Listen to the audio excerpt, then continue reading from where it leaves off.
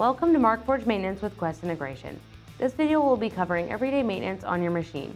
We will be working with the Mark II, but this will apply to all desktop and industrial series printers.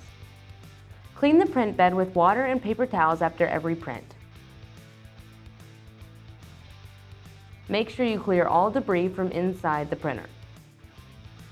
Check your nozzles for any debris as well. Before you print, load your material properly. Using the metered load utility, weigh your filament and enter the weight on your printer's touchscreen. Cut your material at a 45-degree angle and feed your filament into the plastic extruder. Hit stop when the filament comes out of the nozzle. Repeat the same metered load steps with your fiber filament.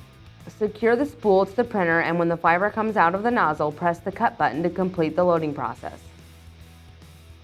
To test your bell tension, turn your printer off and push your print head in the back left corner. Download the recommended tune wrap for your phone.